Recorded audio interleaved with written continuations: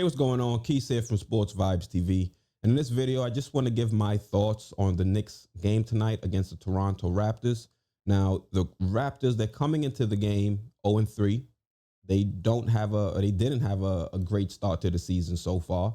And the Knicks should not be the game that the Toronto Raptors try to get this ship back on the right path.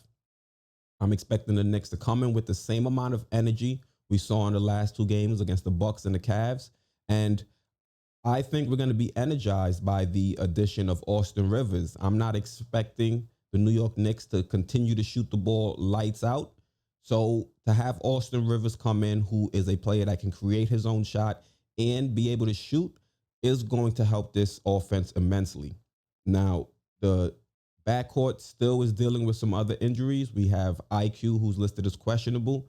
He may not be able to play by the time the game starts. Same thing with Alec Burks, listed as questionable as well. So if we have Austin Rivers in an environment where he's going to be able to get as many minutes as he needs in order to kind of find his groove, because remember, Austin Rivers hasn't played in some time.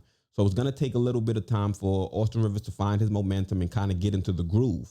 So we're depleted at backcourt, and Austin Rivers now is going to be thrust into a position where he's going to be able to produce. And I'm expecting him to come in and show that he could be a capable contributor to this team.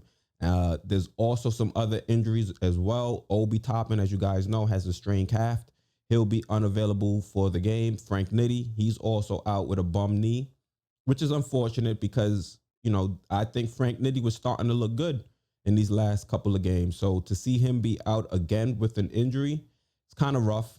It's demoralizing as somebody that wants to see him come out and look good and show that he's worthy of the selection that we made with him in the first round.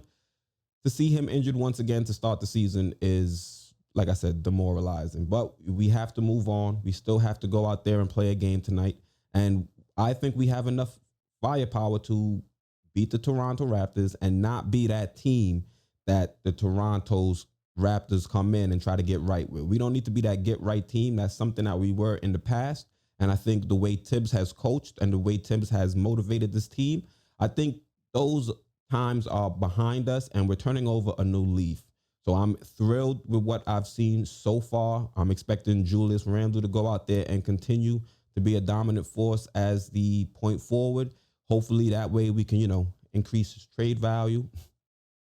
And I want RJ to come out there and show that he is worthy of being the man, because if RJ doesn't take command of this team, then it's just going to make me a little bit more and more hesitant to kind of move on from Randle.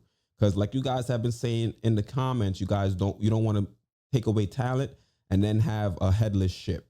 So with Randle's development and improvement, I want to see the same level of improvement mirrored with RJ Barrett. And I have faith that that's going to happen. And I'm excited to see this game tonight. This is an inter-division matchup. And, the Raptors are a rival. They swindled us for Bargnani.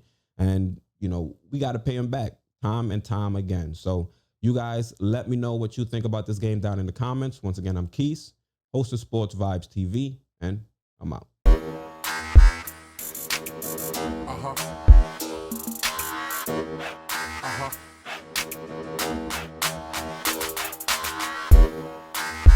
All my stress.